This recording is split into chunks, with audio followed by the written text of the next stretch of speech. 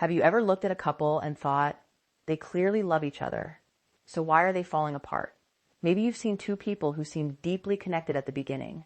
They couldn't get enough of each other. The chemistry was undeniable. The emotional intensity felt almost magical. And yet a few years later, they're sitting in a lawyer's office signing divorce papers, wondering how they went from soulmates to strangers. Here's what most people never realize. In many of these relationships, love wasn't actually the missing piece. The real problem was something much deeper, something quietly shaping every conversation, every argument, every moment of closeness or distance. It's called attachment, and once you understand how it works, you'll never look at relationships the same way again.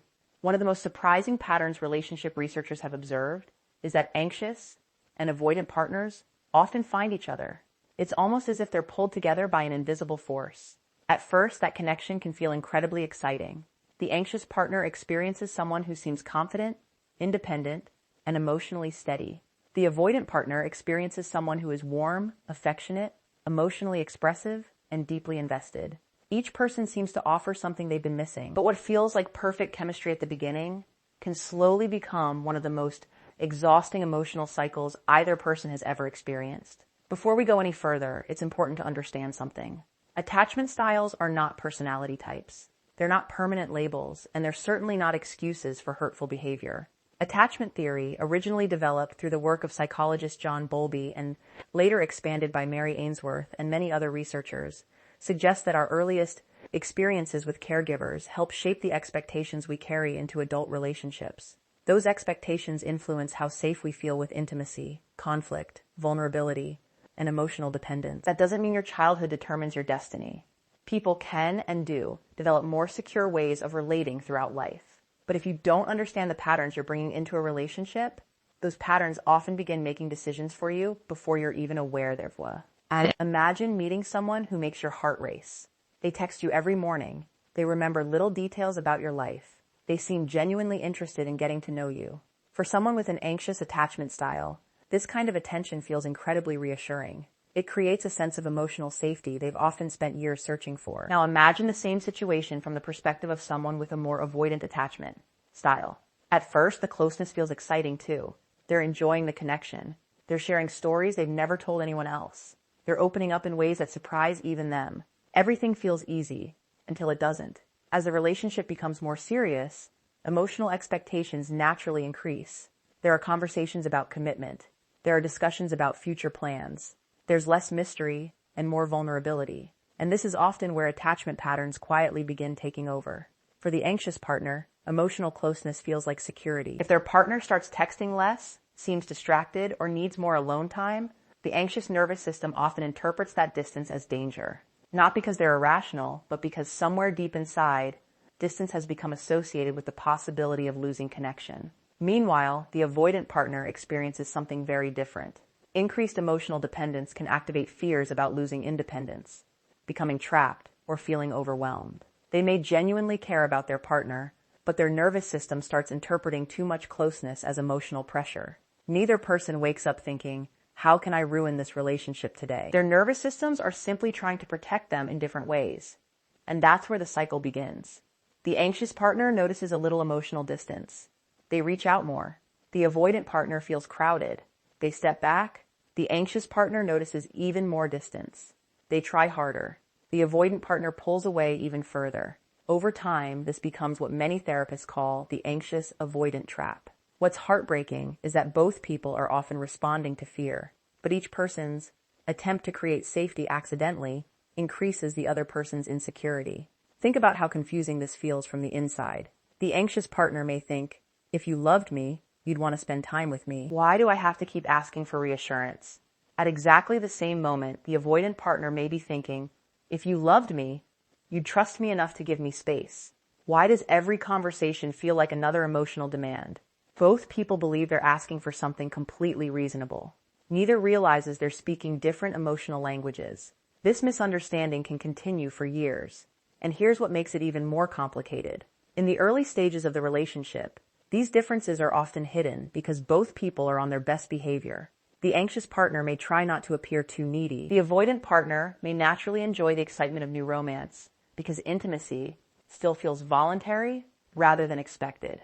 Researchers sometimes refer to this period as the honeymoon phase, when novelty, excitement, and neurochemical changes help smooth over differences that later become much harder to ignore.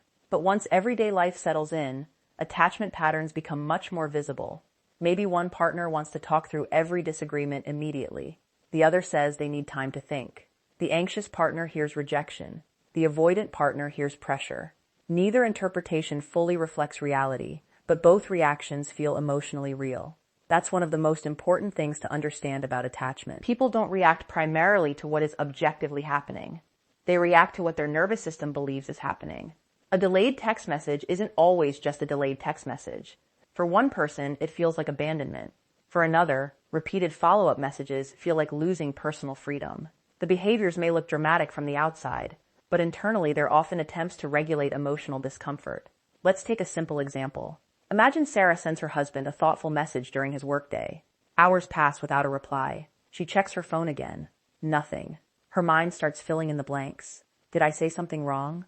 Is he upset with me? Why isn't he answering? By the time he finally replies with a casual, "Sorry, crazy day at work," she's already spent hours feeling emotionally disconnected. Now imagine the same day from his perspective. He was in meetings. His phone stayed in his pocket. He assumed she'd understand. When he finally looks at his phone, he's surprised to find multiple messages asking if everything is okay. Instead of feeling appreciated, he feels criticized. He thinks, I can't even get through one workday without being questioned. Neither person intended to hurt the other, but each person's attachment system quietly transformed a neutral situation into an emotionally charged experience. This is why so many couples end up arguing about things that don't seem important on the surface. The dishes aren't really about dishes. The unanswered text isn't really about texting. The forgotten anniversary isn't only about the date. Beneath almost every recurring conflict lies a much deeper question. Am I safe with you? The anxious partner often asks that question by seeking closeness. The avoidant partner often asks that question by protecting space. Neither approach is inherently wrong. The problem is that each strategy accidentally threatens the other person's sense of safety. As the months and years pass, these repeated misunderstandings begin creating emotional stories. The anxious partner starts believing, I'm always the one fighting for this relationship. The avoidant partner starts believing, nothing I do is ever enough. Those stories become powerful because the brain naturally searches for evidence that confirms existing beliefs. Psychologists often refer to this as confirmation bias. Once someone expects rejection or criticism, they're more likely to notice moments that seem to prove it while overlooking moments that don't. Eventually, every disagreement becomes connected to every disagreement that came before it.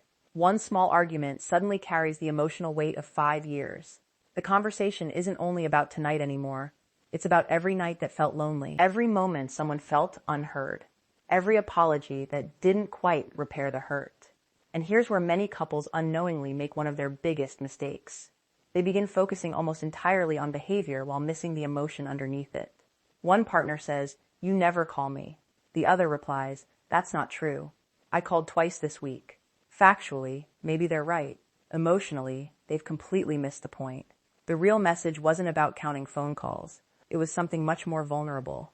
I miss feeling important to you. When those deeper emotions remain unspoken, partners often become trapped in endless debates over facts instead of understanding the fears driving those facts. Ironically, this is also why anxious and avoidant couples sometimes stay together much longer than people expect, even when both are unhappy. From the outside, it can seem obvious that the relationship isn't working. But inside the relationship, something much more complicated is happening. Because beneath every painful interaction, both people are often still hoping for the same thing. They both want to feel loved. They both want to feel emotionally safe. They both want reassurance that they're enough. The tragedy is that the very strategies they've learned to protect themselves are slowly making it harder for either of them to experience the connection they both desperately want. And if that cycle continues long enough without awareness or change, it doesn't just create arguments. It begins quietly reshaping the way each partner sees themselves, the relationship, and eventually the possibility of a future together. And that's the point where many couples begin to mistake the pattern for the person.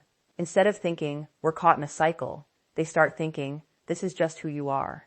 The anxious partner no longer sees someone who becomes overwhelmed by emotional pressure.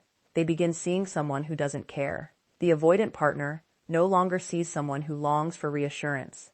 They begin seeing someone who is impossible to satisfy. That shift is incredibly important because once we start assigning permanent character traits to behaviors that are actually driven by emotional patterns, empathy begins to disappear. And without empathy, even the smallest misunderstandings become much harder to repair. This doesn't happen overnight. It happens one disappointment at a time, one canceled date, one argument that never gets resolved, one evening where one partner goes to bed feeling alone while the other lies awake wondering why. Nothing they do ever seems good enough. Little by little, emotional trust starts wearing away. One of the biggest misconceptions about divorce is that it usually happens because of one dramatic event. Sometimes it does. Infidelity, addiction, abuse, or major betrayals can absolutely end a marriage. But for many couples, especially those stuck in an anxious-avoidant dynamic, the relationship slowly erodes over years. Researchers sometimes describe this as death by 1,000 paper cuts. No single disagreement destroys the relationship. It's the accumulation. It's having the same emotional conversation hundreds of times while believing you're re-arguing about something different every time. Picture a husband who comes home after a long day at work. He's mentally exhausted. All he wants is 20 minutes to sit quietly, decompress, and let his mind settle before talking about anything important. His wife has also had a difficult day. She's been looking forward to seeing him because reconnecting after time apart helps her feel emotionally grounded. She greets him warmly, asks about his day, and wants to tell him about hers. He responds with, "Can we talk later? I just need a little space." To him, that's a perfectly reasonable request. To her, it lands very differently. She hears, "You're not important right now." She becomes quieter, maybe a little colder. He notices the change in her mood and feels confused. "I only asked for 20 minutes. Now he feels guilty for wanting space. She feels guilty for wanting connection. Neither gets what they actually need. This kind of interaction may seem ordinary, but imagine it happening several times a week, for years. Eventually, neither partner is reacting only to today's conversation. They're reacting to the emotional history attached to it. The husband walks through the front door already anticipating disappointment. The wife hears his keys in the lock, already preparing herself for rejection. Their nervous systems are predicting the future based on the past. That's one reason attachment patterns can feel so difficult to break. They're not just habits of behavior, they're habits of expectation. The brain loves prediction. If your experiences have repeatedly taught you that closeness leads to disappointment, you'll naturally become more cautious around intimacy. If your experiences have repeatedly taught you that emotional distance leads to abandonment, you'll naturally become more sensitive to signs of separation. Neither response means you're broken. It means your brain has been trying to protect you using the information it has. Unfortunately, what protects us in one situation can create problems in another. An avoidance strategy may have helped someone survive a childhood where expressing emotions wasn't welcomed. Learning to rely only on themselves might have felt necessary. But in a healthy marriage, emotional self-sufficiency can unintentionally leave a partner feeling locked out. Likewise, an anxious strategy may have developed in an environment where attention was inconsistent or unpredictable. Becoming highly attuned to emotional changes may once have increased the chances of maintaining connection. But in adulthood, constantly monitoring a partner's mood can become exhausting for both people. Again, this isn't about blame. It's about understanding. Because blame asks, who's the problem? Understanding asks, what happened that made this pattern make sense? That question changes everything. It doesn't excuse hurtful behavior. If someone is emotionally abusive, manipulative, controlling, or consistently unwilling to take responsibility, attachment theory shouldn't be used to justify those actions. Healthy relationships still require accountability, respect, honesty, and mutual effort. Understanding why someone behaves a certain way is not the same as accepting behavior that causes ongoing harm. That's an important distinction because sometimes people hear about attachment styles and begin diagnosing everyone around them. My ex was avoidant. My partner is anxious. My boss must be fearful avoidant. Real life is rarely that simple. Human beings are far more complex than any label. Most people show different attachment behaviors depending on the relationship, the level of stress they're under, and whether they generally feel emotionally safe. Someone who appears very secure with close friends might become anxious in a romantic relationship. Someone who usually seems independent may become surprisingly vulnerable with the right partner. Attachment exists on a spectrum, not inside rigid boxes. Even so, certain patterns appear again and again. One of the saddest is what happens after repeated unsuccessful repair attempts. Early in a relationship, couples usually try hard to reconnect after conflict. One person apologizes. The other forgives. They hug. They promise to communicate better next time. There's hope. Hope keeps people trying. But after years of repeating the same cycle, hope starts fading. The anxious partner eventually stops asking, not because they no longer want closeness, but because they've started believing it won't happen. The avoidant partner eventually stops explaining themselves because they've started believing they won't be understood anyway. From the outside, the relationship may actually look calmer. There are fewer arguments, less drama, less tension. Friends might even say, "It seems like you two are finally getting along." But inside the marriage, something much more dangerous may be happening: emotional withdrawal. Researchers who study long-term relationships often distinguish between conflict and disengagement. Surprisingly, constant arguing isn't always the strongest predictor of divorce. Complete emotional disengagement can be even more concerning. Why? Because conflict often means people still care enough to fight for connection. Indifference is different. Indifference says, "I've stopped expecting things to change." That's a painful place to reach. Imagine sitting across from your spouse at dinner with almost nothing left to say. Not because you're angry, not because you're busy, because somewhere along the way you've stopped believing the other person can truly hear you. The silence becomes heavier than any argument ever was. The house becomes quieter. The conversations become shorter. The emotional distance becomes normal. And that's exactly what makes it so easy to overlook. People often imagine divorce beginning with loud fights. In reality, it sometimes begins with quiet resignation. One partner stops sharing exciting news first. The other stops asking meaningful questions. Goodnight kisses become routine. "I love you" becomes automatic. Physical affection decreases. Emotional vulnerability disappears. They're still married on paper, but emotionally they've started living parallel lives. Here's something that surprises many people. The anxious partner isn't always the one who files for divorce. There's a common stereotype that anxious partners cling forever while avoidant partners leave. Real life doesn't always follow that script. Sometimes it's the anxious partner who finally reaches a breaking point. After years of pursuing connection, asking for reassurance, initiating difficult conversations, and hoping things will improve, they become emotionally exhausted. One day they realize they no longer recognize themselves. They're anxious all the time. They're overthinking every interaction.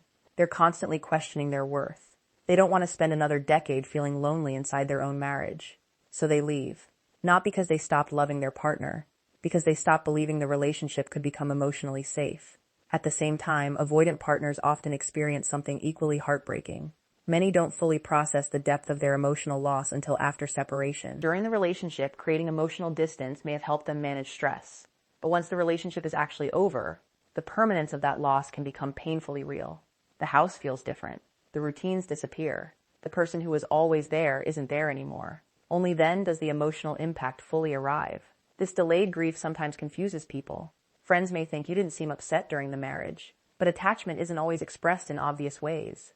Some people process emotions internally and much later. Others process them immediately and intensely. Neither response tells the whole story about how deeply someone cared. One of the cruelest ironies of anxious-avoidant relationships is that both partners often spend years trying to protect themselves from pain, only to create the very outcome they feared most. The anxious partner fears abandonment, so they reach harder for connection. The avoidant partner fears losing themselves, so they create more distance. Neither intends to destroy the relationship. Yet together, those protective strategies can slowly push the marriage toward exactly that destination. And perhaps the most heartbreaking part isn't that they stopped loving each other. It's that they often spent years misunderstanding what the other person's behavior actually meant. What looked like rejection was sometimes overwhelm. What looked like neediness was often fear. What looked like indifference was sometimes emotional self-protection. Unfortunately, by the time those truths become clear, many couples have already convinced themselves that the relationship has become impossible to save. But here's the question that changes everything, and the answer isn't nearly as hopeless as many people assume. Because if these patterns can quietly pull two people apart, can they also be changed? The answer, according to decades of research in attachment theory and relationship psychology, is yes, but not in the way most people expect. Many couples believe the solution is finding better arguments, better communication techniques, or the perfect words to say during conflict. Those tools can certainly help, but if the nervous system still interprets closeness as danger or distance as abandonment, even the best communication strategies will eventually fall apart under stress. Real, lasting change usually begins much deeper. It starts when both people become curious about what is happening inside themselves before they become critical of what is happening in their partner. Imagine that same couple we've been following throughout this video. He comes home from work feeling mentally drained, She wants to reconnect after being apart all day. In the past, this moment always turned into an argument. But this time, something is different. Instead of saying, "You never make time for me," she pauses long enough to notice what she's actually feeling. Maybe beneath the frustration is sadness. Maybe beneath the sadness is fear. Maybe the real thought isn't, "You're ignoring me." Maybe it's, "I'm scared that I'm not important to you." That's an incredibly vulnerable thing to admit. Now imagine his side. Instead of immediately asking for space and shutting the conversation down, he notices what's happening inside himself. He's not actually trying to avoid her. He's overwhelmed. His mind has been solving problems for 10 straight hours, and he doesn't have the emotional energy to shift gears instantly. His fear isn't intimacy. His fear is disappointing her because he knows he can't fully show up in that moment. Notice how different those two inner experiences are from the words they usually exchange. The fight was never really about 20 minutes. It was about two nervous systems trying to feel safe. When couples begin recognizing that difference, something remarkable often happens. The conversation changes.